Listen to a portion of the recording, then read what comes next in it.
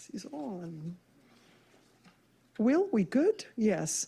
Good evening, everyone, and welcome. Thank you for coming out on a chilly night. We've packed the house. I'm really, really thrilled to be introducing our star tonight. I'm Eve Kahn. I'm head of the Grolier Club's Special Functions Committee, and I love this post because I get to plan programs inviting some of the finest speakers making discoveries about the history of the printed word and image. I invite them, and then they come to this podium, or they invite themselves to the podium, and I encourage more and more experts to come to me and invite themselves to this podium.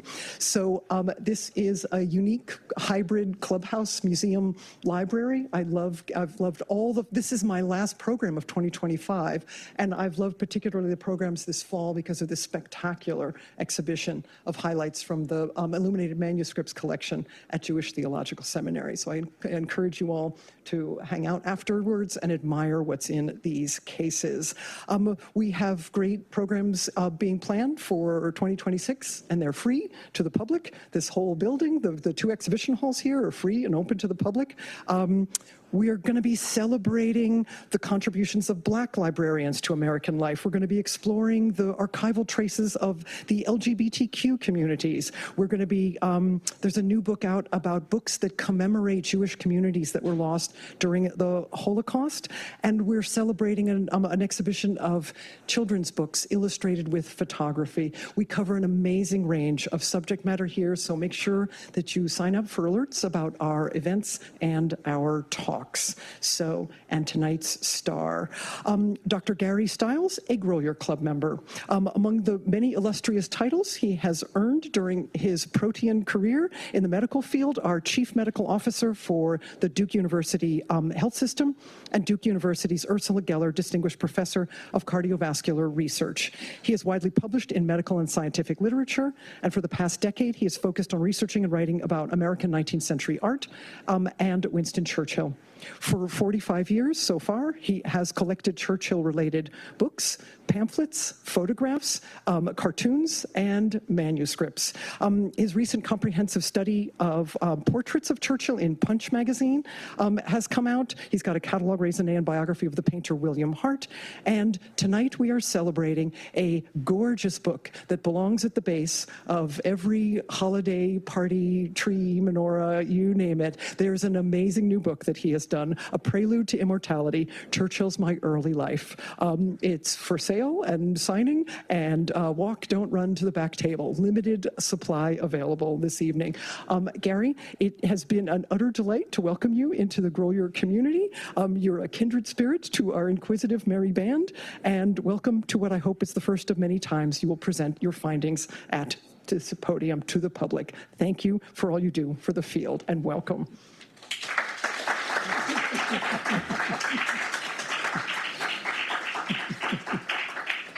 Thank you, Eve, both for that kind introduction as well as being instrumental in my maneuvering through and getting elected to the Grolier Club. That's clearly a major highlight of my life.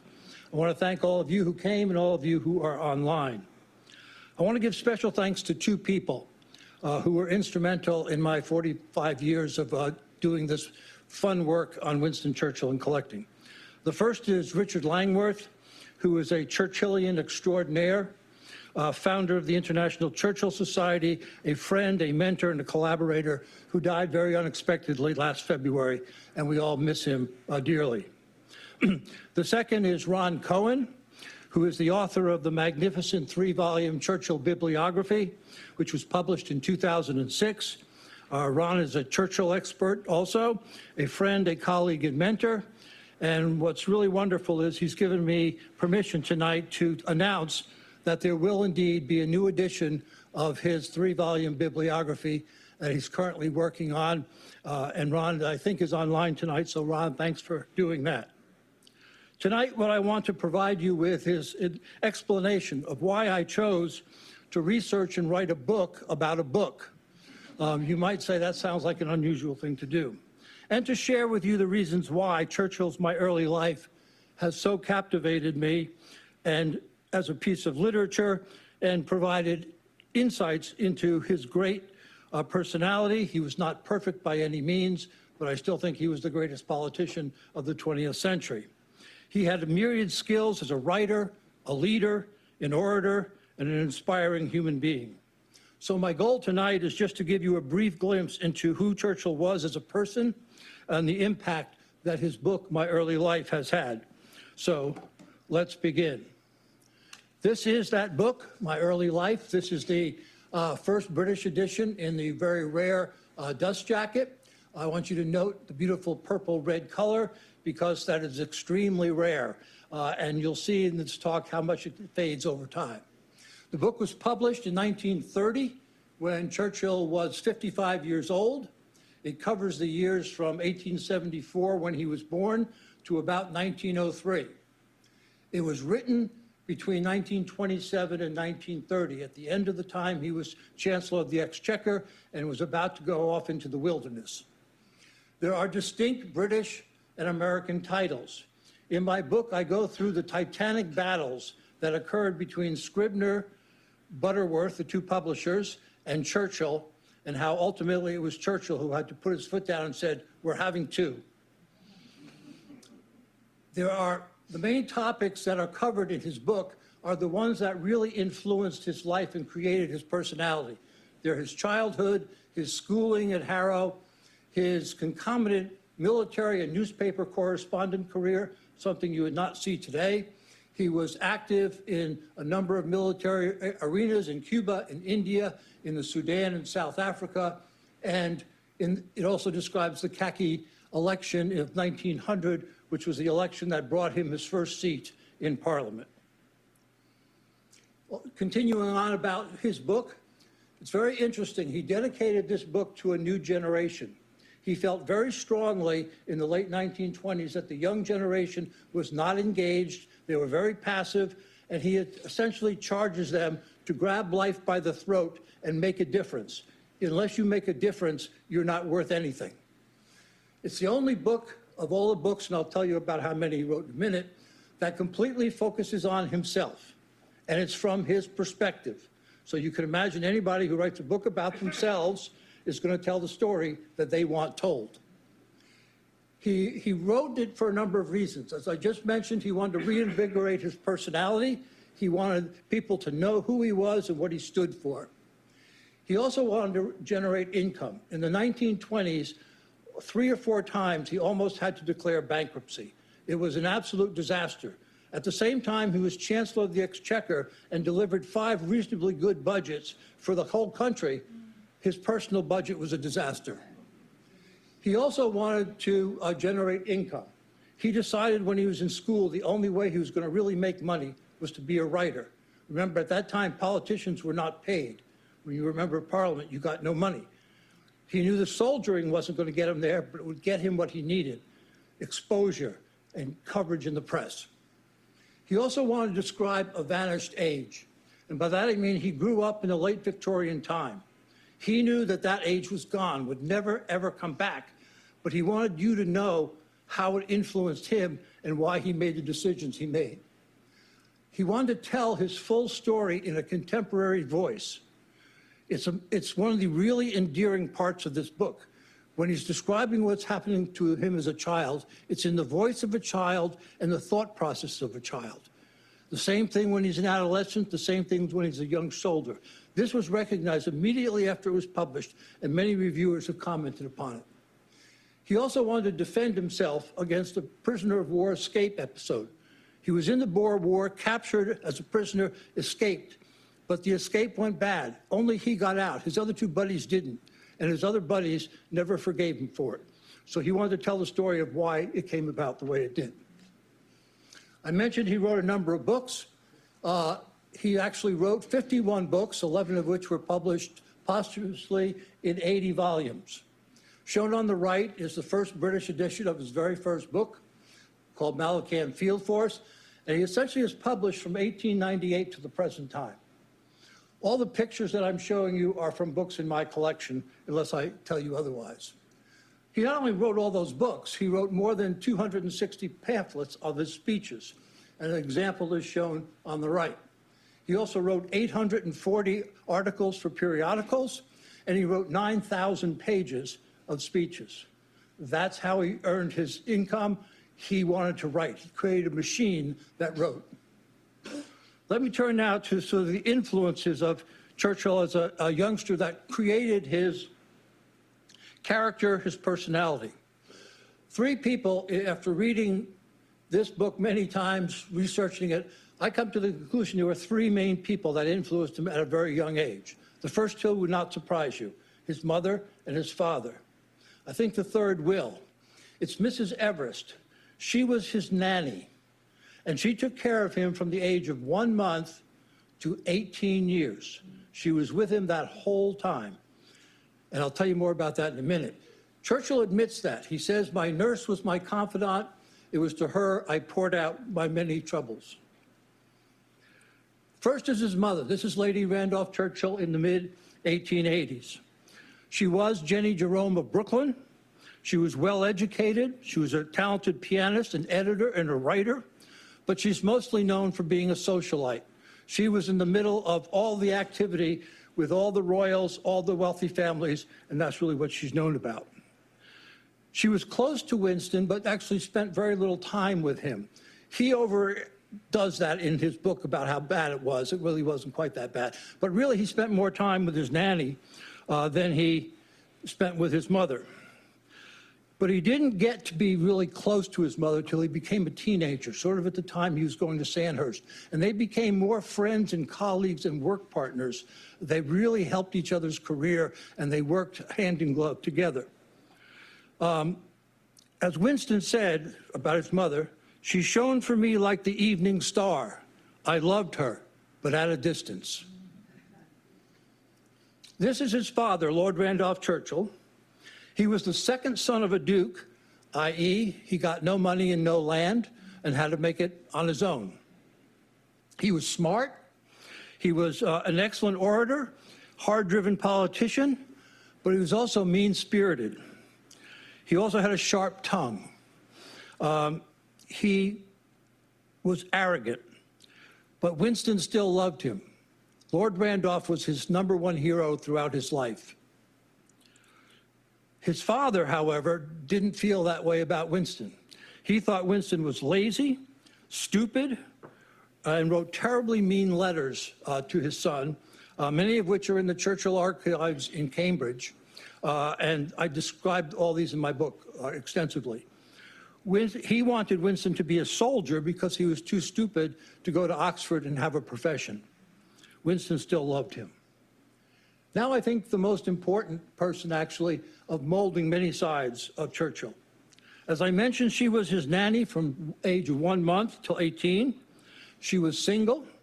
She was religious. She was caring. She was thoughtful. She was loving. And I think she was all the things that Winston's parents weren't to him. And he clung to her. She instilled in Winston caring and thoughtfulness towards others, and the ability to work hard and the need to work hard and be fair. When Winston wanted his parents to come visit him at school, it was the nanny, Mrs. Everest, who came. And it's actually amazing to read how much he was not embarrassed by this. He would take her arm in arm and walk through the halls of Harrow, and the other boys there would mock him and laugh at him. He didn't care. When she left each time, he kissed her goodbye in front of the other boys.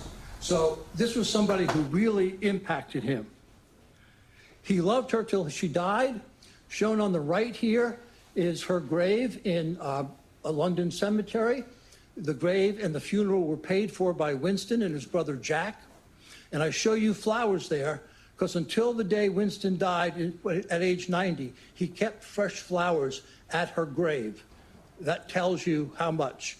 The other thing that tells you how much he loved her, he kept a picture of her at his bedside until the day he died. And if you go to Chartwell, you can see that picture in his bedroom there. What were the early influences? Those were the people. The early influences are shown on the left.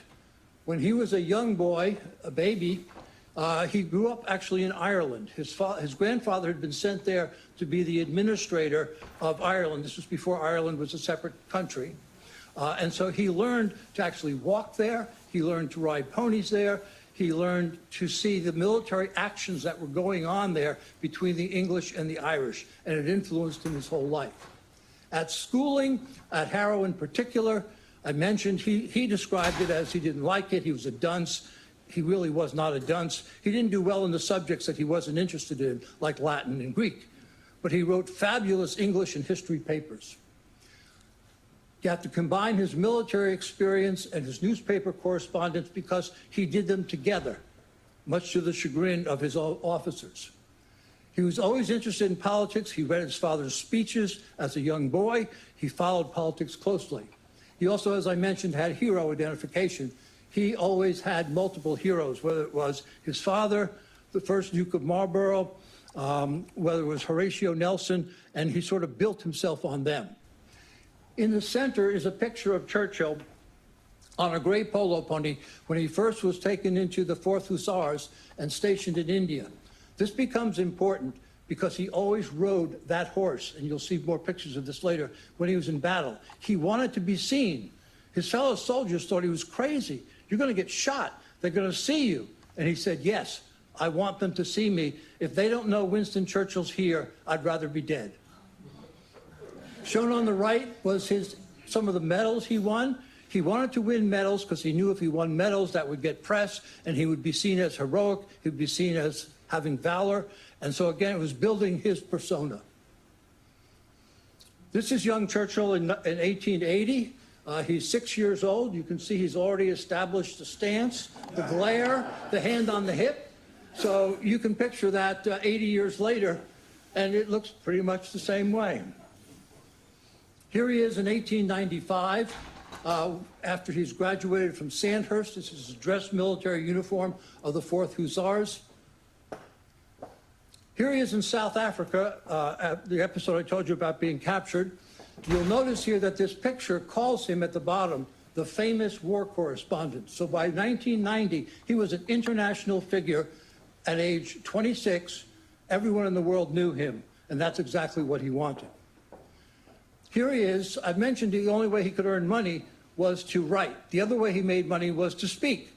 And so actually in 1900, after he escaped and became famous, he came to the US and did a speech tour. Here is Churchill in New York City in an electric cab. Electric cabs are not new. They were introduced in 1899 in New York. You can see at the right horses' legs, so they still had horse-drawn carriages, but he's in an electric cab. This is him looking terribly young and dapper in 1901 when he first took his seat in Parliament. So, with all that impact, what are the traits that he developed through his childhood? One was he was always driven to succeed. He was a nudge. He never let anything take its own course. He was in on everything, planning everything, pushing everybody, and that changed his whole life.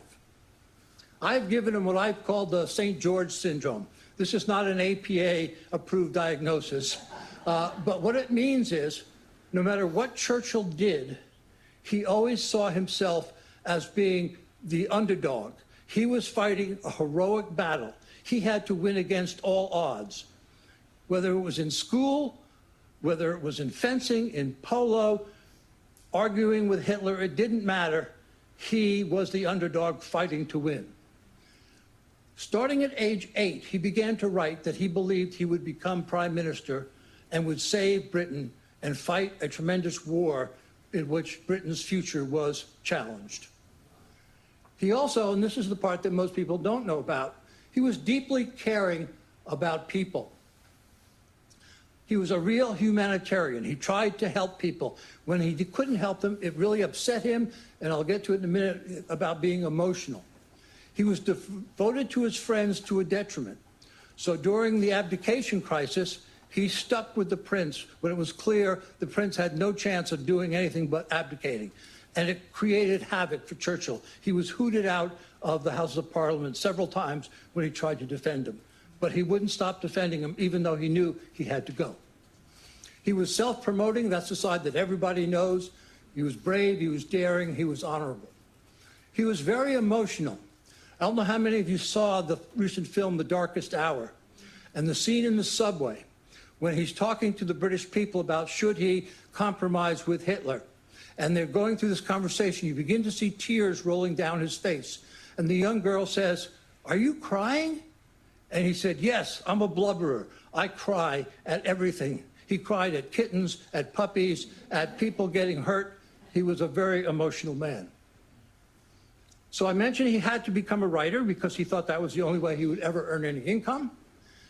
This all began when he was at Harrow. He developed a love and beauty of the English language, as he has put it. I learned it thoroughly. Thus I got into my bones the essential structure of the ordinary British sentence, which is a noble thing. He also knew that if he was going to write, he had to understand history. His love of history began then, and he continued reading voluminously when he was in India as a soldier. He also started writing for the student newspaper when he was at Harrow, and his editorials were so strong they got him in trouble. In the archives, in Churchill archives, I found a whole number of letters that he wrote, and they're all in the book now, about the kind of things he was saying about the school that got the headmaster very upset. It was at this time he also developed a polished use of wordplay, both in the written word and in the spoken word. And he also developed his love of reading. I truly believe that he was the best read politician of the 20th century. His reading was amazing. But the bottom right is a picture of him sitting in his library at Chartwell reading. Becoming a writer, as I mentioned, he needed financial remuneration. He wanted personal recognition. Who do you want the recognition from? His friends, the public, i.e. the voters, influential leaders, royals, because they controlled the society, and he also wanted to establish his persona. I can't go through it tonight, but again, in the book, I show lots of letters that he wrote to family and friends about wanting medals, about wanting to be heroic, about taking risks, and they're really quite dramatic. He and his mother got into huge fights because she said, "Stop being so risky. I don't want you killed." And he wrote back and said, "It's okay if I'm killed." As I mentioned, he was a war correspondent in 4 separate theaters. And to give you an indication of how good he was, in 1898, when he went to South Africa, he was the highest paid newspaper correspondent in the UK. Again, he was 24. He was really good at what he did. He always had to finagle his way into war zones because, as I said, he was a soldier at the same time, and he was stationed in India. So he had to get his mother and politicians, including the prime minister, to get him temporarily assigned to the Sudan so that he could be in the battle there. Because if there was no battles going on in India, why in the world would he want to be in India? He couldn't gain anything from it. He criticized his own officers. As I mentioned, he created worldwide name recognition. He was also very efficient because he converted all this war correspondence into multiple book volumes and articles so that he could generate more and more faster to make money. Shown on the right here is the British first edition of the River War, which is what he put his newspaper articles together about the battle in the Sudan. Just to give you an idea of what kind of coverage this boy was getting, this is in 1895. He's 21. He had just been made a second lieutenant in the 4th Hussars. He got permission to go to Cuba as an observer to see about the insurrection. So he goes to Cuba, he comes back, and Reuters reports, "Mr. Winston Churchill has arrived at Tampa, Florida from Cuba. In an interview on the subject of the insurrection, he is reported to have said, 'The Spaniards do not quite grasp the Cubans' method of fighting. Apart from England, I do not believe there is a country which could suppress this revolution unless those in command arranged a coup. I cannot see how reinforcements can help the situation.'" Here's a 21-year-old kid, never been in battle, and he's telling the Spanish government, "You got it all wrong. This isn't how you fight battles." That's the kind of chutzpah he had. This is 4 years later. This is after his escape from the Boers, and this is coverage from Montreal. It says, "Winston Churchill heard from. The plucky soldier correspondent tells how he escaped from his Boer prison at Pretoria.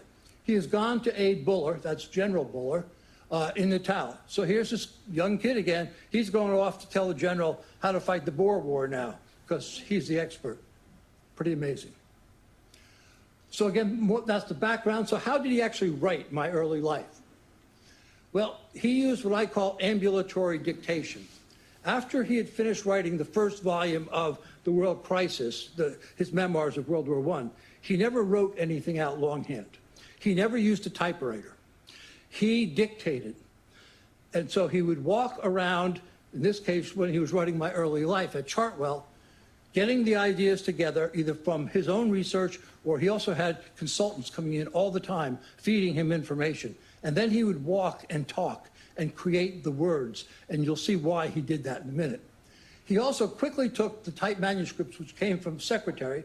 He had secretaries on call 16 hours a day, almost his whole life, because he always wanted to be able to dictate something and produce a new version. He quickly took the manuscripts and created galley proofs. Any of you who have published, if you went to your publisher after one version of a manuscript and said, I'm ready for galley proofs, they probably would have thrown you out. But Churchill got it done and paid for much of it. He used his friends and experts for comments. I was really surprised in digging into My Early Life. He used at least 15 different people to review sections and provide him information. So we oftentimes think about Churchill, well, he's just this braggart, he wrote it, he doesn't care what anybody thinks. That's not true. I'm not saying he didn't have the final word of everything, but he wanted their input. And those of you who live only after Microsoft Word and computers have no idea about what version control really means. At this time, he had 12 sets of galleys out, in addition to the galleys that were at the publisher, at the printer, and in his place. And I described this wonderful but painful scene at Chartwell in about July of 1930, when it all fell apart. The printer had no idea what he's supposed to be printing. The publisher didn't have any idea. Churchill had all these, and everything stopped at Chartwell. And it's just amazing to read.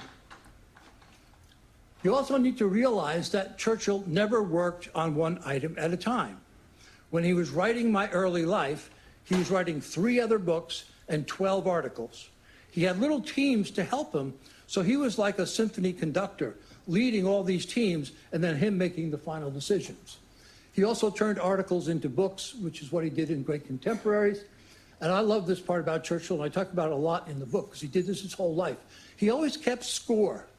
He was so driven, and he reported to his families and friends on a monthly basis or a weekly basis how he was doing. So he wrote a note, this is just a small section of it, to Stanley Baldwin, who happened to be prime minister at the time. And he says, I had a delightful month building a cottage and dictating a book, 2,000 bricks, 2,000 words a day. On the bottom right is a picture of Churchill in the 1930s building a brick wall at Chartwell.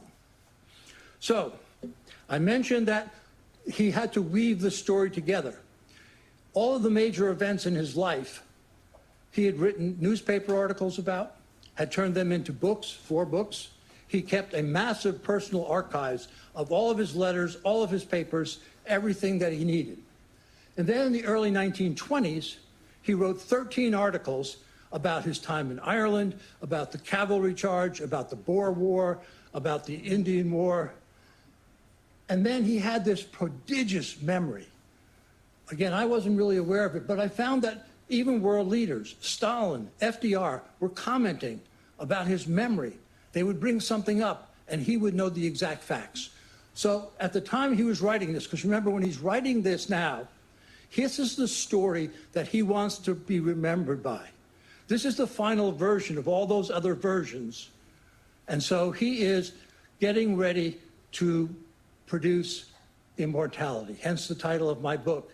He wanted to create a prelude to immortality, is his stories in My Early Life. Let me just give you a couple of small examples about how he did this.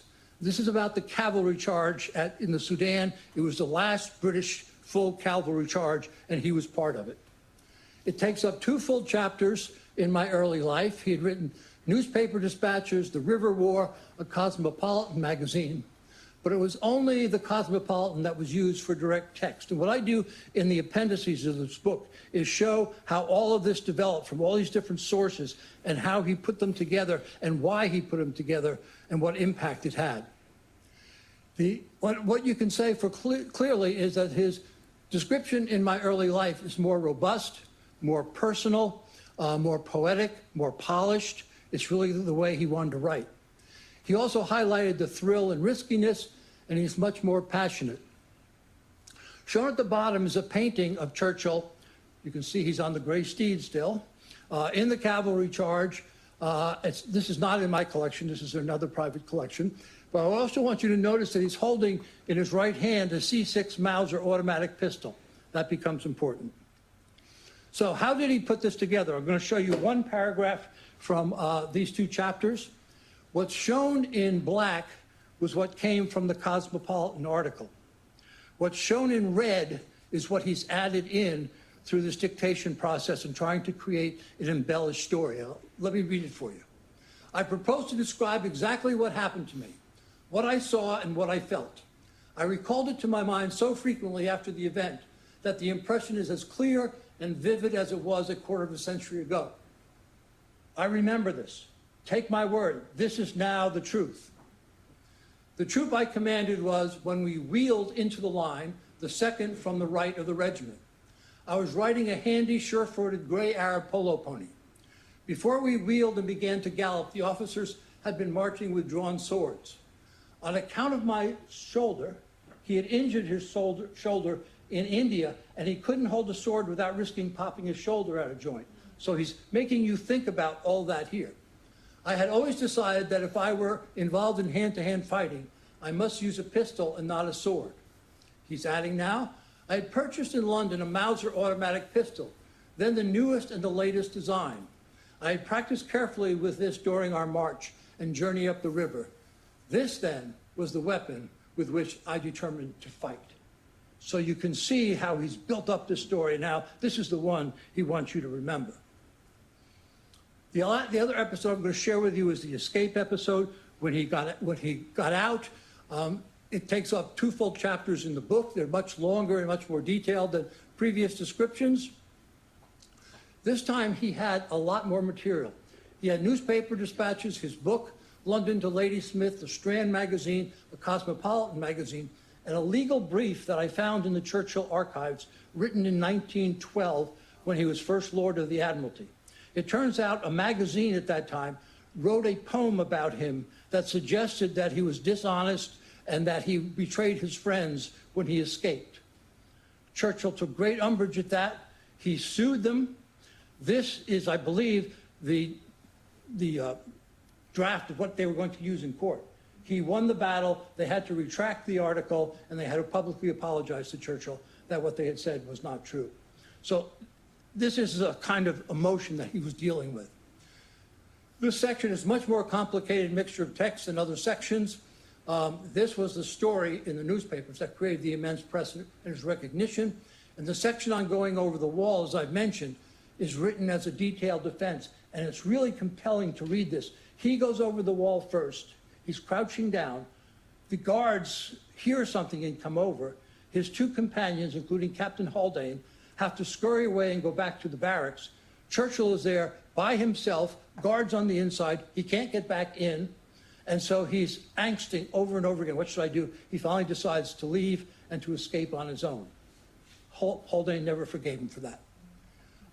So he wanted to update the stories and give the details, which had been dangerous to do contemporaneously. And where he used the Strand text is the closest. And this, again, is detailed in an appendix in the book. So the book is produced. This is the British first edition, as I mentioned. For those of you who are bibliophiles, and I suspect that's most of you, this is the review card for my early life.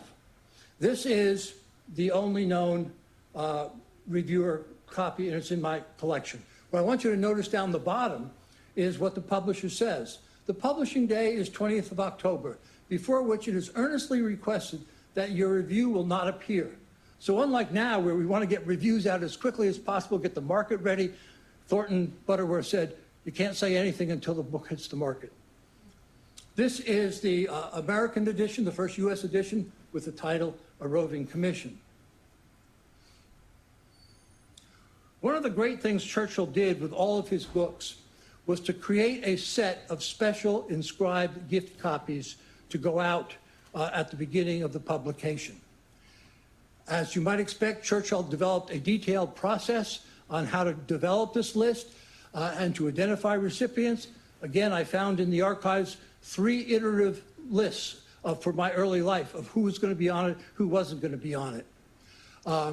According to Martin Gilbert, his biographer, about 100 copies of this were sent out. I have been able, through research, to identify more than 75 of them, and I have actually responses from 65 of them that I found in the Churchill archives. There was a very high priority group that received pre-publication books, so they are dated before October 20th, 1930. As you might expect, Churchill went through long negotiations with the publisher of who would pay for these. It ended up they each paid for about half of the cost of doing all this. And again, there are many documented letters, and I show them all in the book so you can see. And it's clear the people who wrote back to him when they got the book didn't ever think these letters would be made public, because there's some really good reading in them. Here's some examples. Shown at the top right is the more formal inscription. To Neville Chamberlain from Winston S. Churchill, October 14th, 1930. So Chamberlain got one, Ian Hamilton, the general, got one, and he also sent one to Dr. Weldon, who was his headmaster at Harrow. Remember I told you the story about Churchill being unhappy and being a dunce. This is what Weldon writes back to him. Weldon: I am grateful to you for sending a copy of your book. I am, I think, even more grateful for your kind references which you make in it to myself. It is a regret to me that you were not happier at Harrow. I wish I had done more to make you happy, but I hope I may claim that I've always believed in you. The distinction of your afterlife, as great as it has been, is not so great as the pleasure which it has given me, and has been to me has not been to me in any sense a surprise. And he ends up then saying, you will let me add that the narrative of your escape from the Boers has caused me a thrilling delight.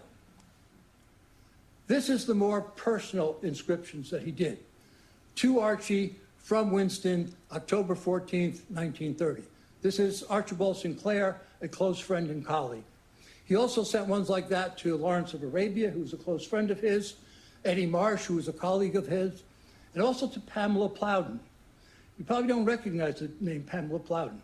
Pamela Plowden was his first love, who he met in India. And he asked her to marry him, and she said no. They remained friends throughout their life, including when they both got married. The two couples got together until they died. They were very close. So he sends this to Pamela, and she writes back, what a magician you are. Your book has charmed me out of myself into your life. This so gay, so full, so courageous, so successful, and so beautifully written. It is a book for every young man to read. It must be scattered about the university and training colleges, and it must be in everyone's home to make the old feel young again and the youth feel wise. Indeed, it is a delightful, inspiring work. I long for some talks. Pretty nice. So the book gets launched and promoted. I won't go through details I do in my book. Churchill, for this, was as active as he was for the writing of the book.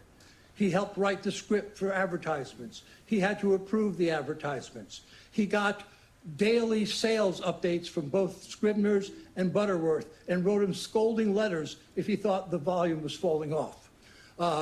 He also arranged the serialization of the book in the London newspaper, the Daily News, with 18 installments in the 2.5 months leading up to the book. So in spite of Butterworth not wanting any press out there, Churchill wanted press out there. This is the kind of advertising that was done in London. What's important is they sort of give you the pushy side down the bottom. You better order now or increase your order because it's almost sold out. And also down the bottom right, something you'd never see in an ad today is it gave the volume size as demi-octavo. This is what the New York advertisement looked like for a roving commission. They're showing Churchill here in his South African light horse outfit from the Boer War, again, building on his fame there. The book received acclaim immediately when it was published. In my book, I provide references to over 300 reviews that have been written about it and go through details of where they're important.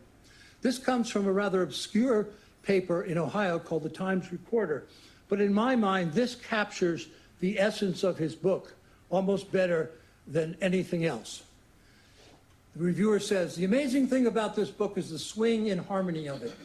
You hear the voice speaking to you in the early chapters, then it puts away the things of a child, and a young man stands up intent and daring without swagger to give way later to a grown man speaking in the best and being listened to in the councils of his country.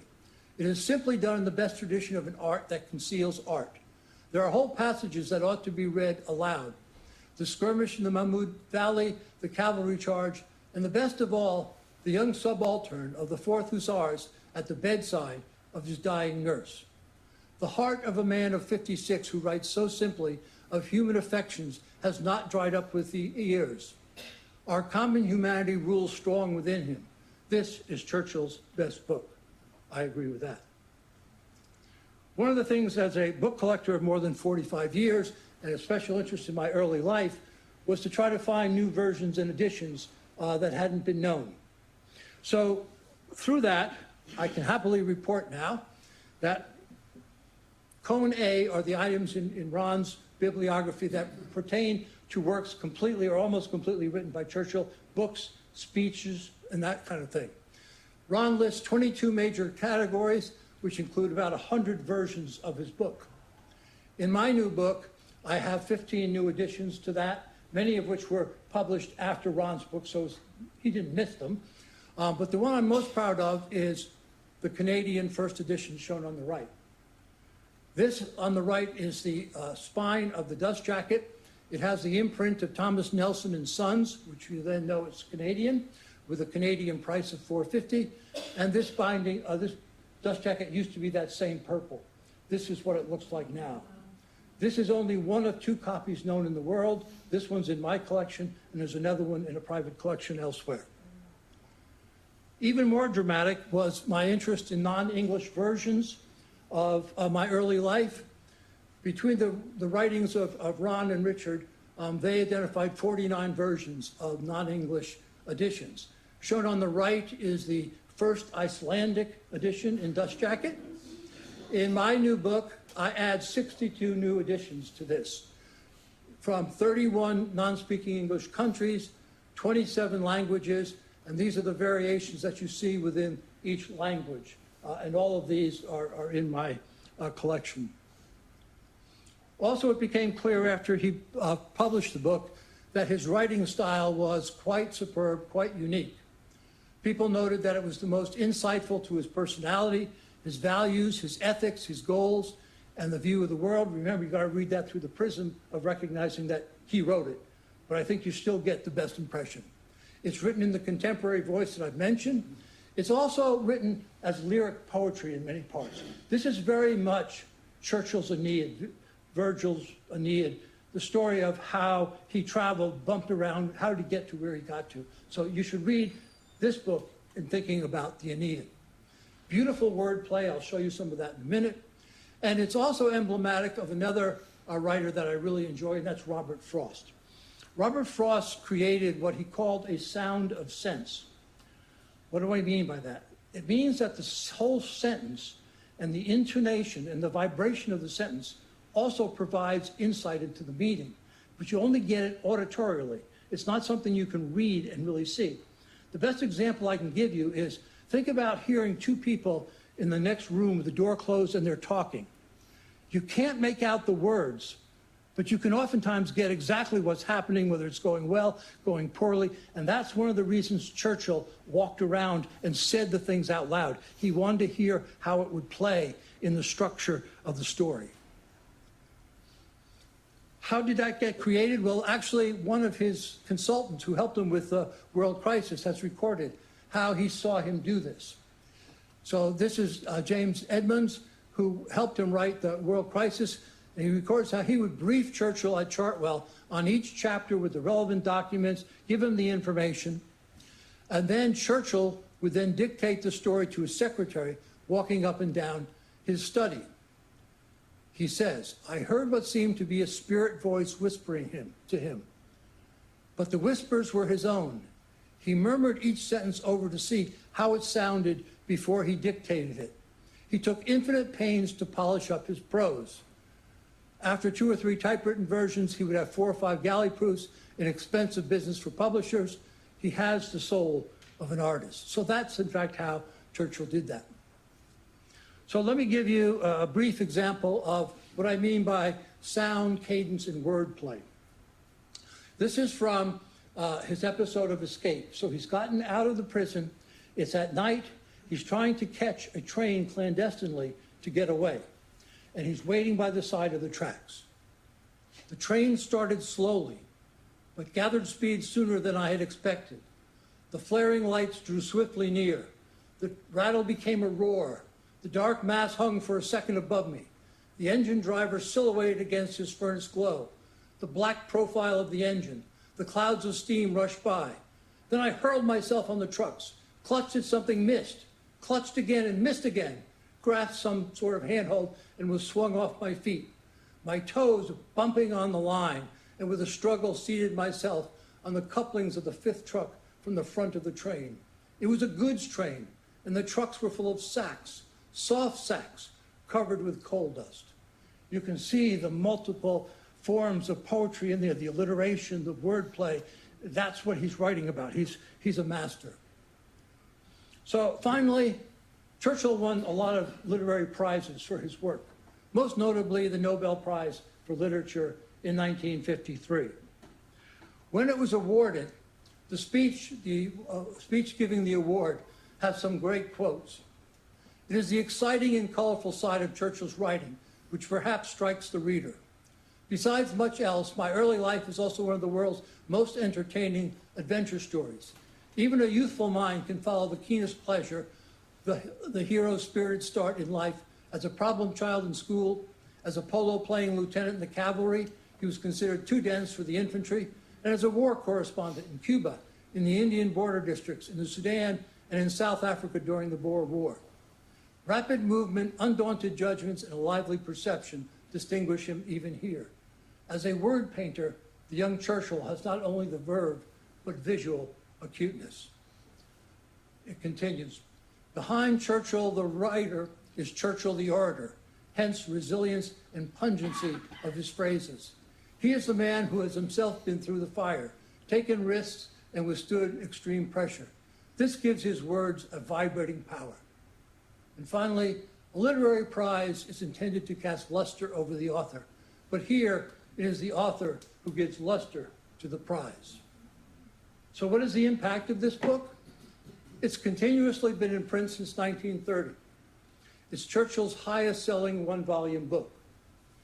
I've been able to document that over 450 books use excerpts from my early life as benchmarks. So whether the book is about nannies or polo or political battles or learning disabilities or speech impediments, they all take Churchill's word as the jumping off spot. And I give all of this information in my book.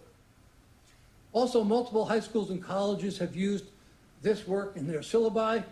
And even today, multiple non-English speaking countries use this text to teach English, particularly Sweden and Germany. It also provides timeless insights into human nature. And again, the impact was one of the few books that is mentioned in the Nobel Prize. Most people think he won the Nobel Prize for his Second World War publication. That's absolutely untrue. Those books weren't even finished when he got the Nobel Prize, and it's not mentioned once in the Nobel Prize. So finally, after 95 years, the book remains vibrant, influential, worthy as a read, important as a teaching lesson, an inspiration for a new generation to become involved and live life to the fullest. Thank you very much.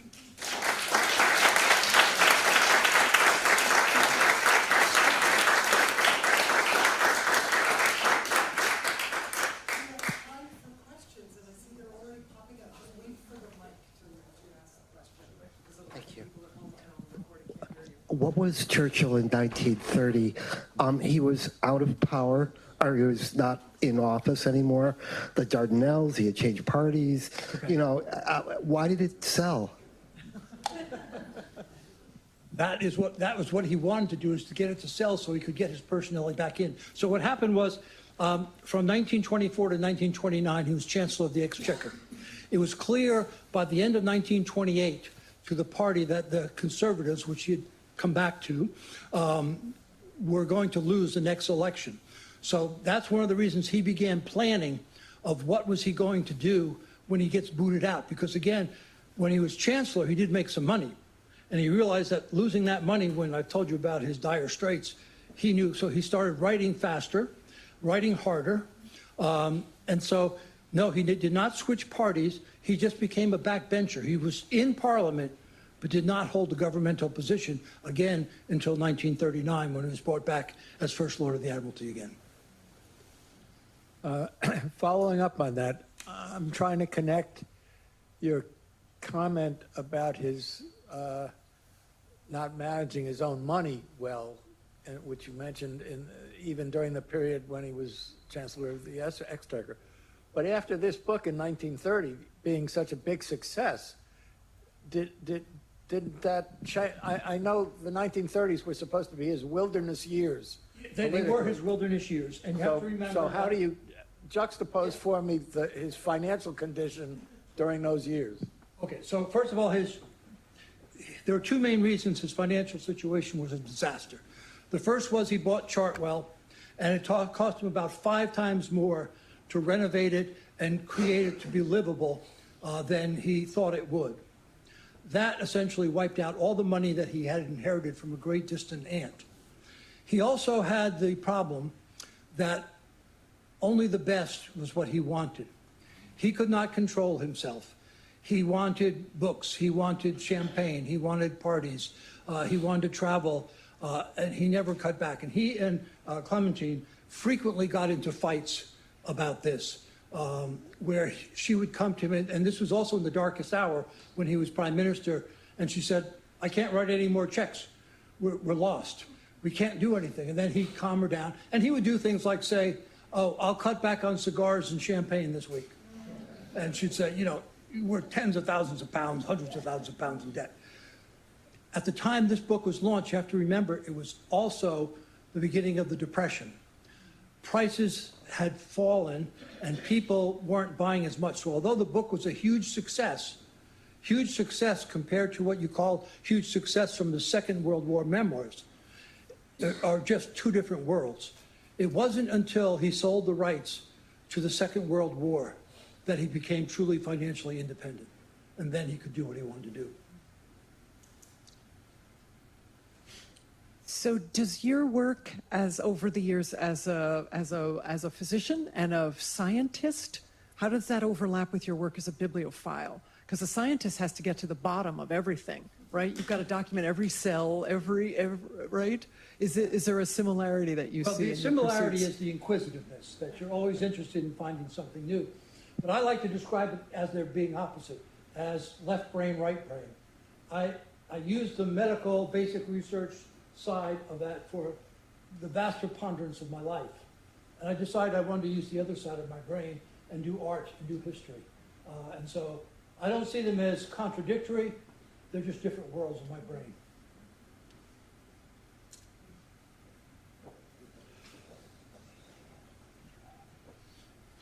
Was he the one who used to use rarely used words like disestablishmentarianistically? Yeah, so Churchill was a great user of the English language, but he also believed that the simpler, older words were the better words. He didn't like obfuscating things with using words like obfuscation. He wanted straightforward. Another reason was, and I talk about this in my book, he wanted to create a meter. He actually thought about this, a meter in his writing of how it would flow. And to use big, tremendous words, you know, it's really difficult to do that.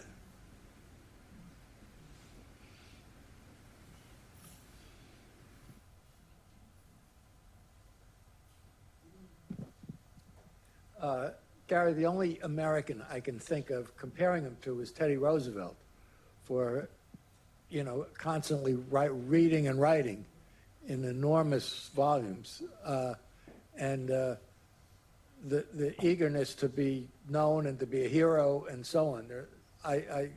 He's the only American I can kind of compare him to, and I was wondering, in your research, did Churchill know anything about Roosevelt? Yeah, so he actually met Theodore Roosevelt once. They didn't get along very well. It was personality versus personality. Each one thought the other one should be deferential because at the time, Teddy was about 20 years older than Winston. Winston was this young whippersnapper, yet Winston sort of talked down to him at times. So they ended up walking away. There's actually, and I wish this would be published, there's a fellow in California, whose name I'm blanking on right now, who's written actually a wonderful play about a dinner between, it's fictitious, between Churchill and Teddy Roosevelt in Hyde Park when Churchill was over here. And he goes through this whole thing, and it's just a riot, and it's very good. He hasn't sent it out yet or tried to get it published or played on Broadway, but it's really a wonderful play. How did Winston Churchill come into your life? Was this something you read that you said, I want to devote a good chunk of my life to research and write about him? And wait, this is a twofold question. And the second part is, what is the most unlikely, bizarre, just unimaginable source that you have encountered yourself facing in order to investigate about Churchill's life? Okay, so Churchill came into my life early on when I actually read my early life for the first time. I was really taken aback by how well it was written, his experiences, and what I thought I could learn from him. So after that, I started to read more and more about him. And then when I got older, I started collecting him. And it just has grown since then. So the whole time I was doing all my work as a physician, as a basic scientist, and as a corporate executive, I was spending all my free time doing this kind of research, either this or art. And my wife will attest to that I will go hide in my library and work. While she's working, I'll say, it goes well. I don't know the most bizarre source. I can tell you something I just will be publishing about a source. We've been talking about how Churchill has written all these amazing books, World War I, World War II, The Duke of Marlborough, My Early Life. I just found a couple months ago, and Ron, if he's on the line, will know I sent it to him because I'd never seen it before, and he hadn't either. It's a bizarre thing. Churchill really had to write anything he could write to make money. And this turns out to be in the 1930s. He wrote the story of 4 British battles for a jigsaw puzzle. So there's a jigsaw puzzle out that you're putting together, a jigsaw puzzle of these 4 battles, and they're all described by Churchill. And so at the same time he's writing things like memoirs, he's writing little 4-page pamphlets for jigsaw puzzles. I found that pretty amazing. I actually put that on my Facebook page, so any of you who want to see pictures of it or read about it, it's on my Facebook page. Yes? Yeah, in the early 30s, I've heard that Churchill was in Berlin and he had an opportunity to meet Hitler, and he wanted to, but Hitler turned him down. Do you have any... Yes, that's absolutely true. It was in the early 30s. I think it was 31. If anybody knows exactly, please correct me. He'd been set up through his son, who was acting as a reporter in Germany, and through his contacts with some of the Nazis, had tried to arrange for Hitler to meet Churchill for dinner. Churchill went to the dinner. Hitler, on his way there, decided he would not participate in this, that it wouldn't look good, and so against his advisors who wanted him to go, he turned around and went back home. And so they never met once in their lifetimes.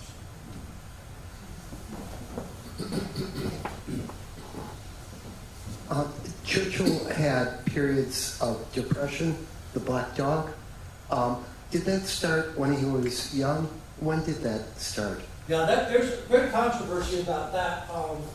And there's a really good book about all the medical issues of Churchill by Alistair Bale. And in my opinion, it's the only book on the medical story of Churchill that is absolutely true and gets it right. And that book is still available on Amazon, so if you really want it. So what happened with his black dog is, I don't think he ever met the criteria. Again, I've made a joke before about APA criteria, American Psychiatric Association criteria. I don't think he ever met the true definition of that. He got, because he was so emotional, and because failure was so awful to him, he saw that as an absolute horrible thing to happen. He had lots of episodes in his life, from the time of Gallipoli, from the time when he was thrown out in 1922. He had blue episodes. What he was so good at was always creating a pathway out. So he took up painting, he took up bricklaying.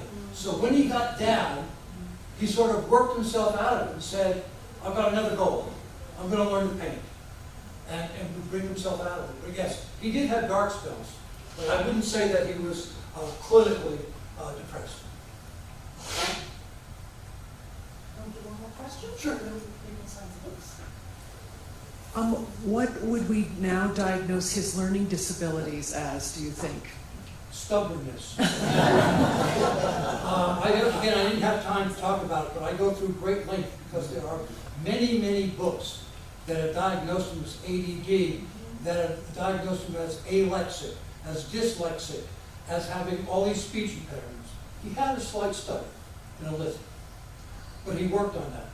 He didn't have any of those. When you actually go in and read how he did in school, he was marvelous at the top of his class in English. He was marvelous at the top of his class in English and history. He hated math. Actually, some of the calculus books use his quotes about how bad math is as a reason why they better get their work together. So he did really well in what he wanted to do. He was so stubborn that if he didn't want to learn something, you couldn't make him learn it. So I'd say it was a severe case of stubbornness. Thank you, Gary. That was magic.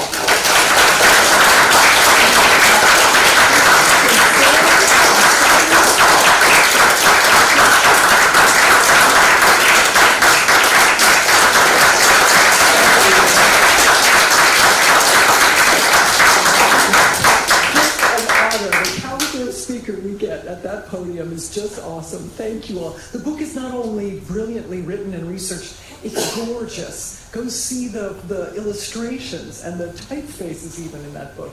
Thank you all. Please come by. What did Churchill put in the ads? Supplies are running out. Supplies are running out as we speak. Thank you. Thank you.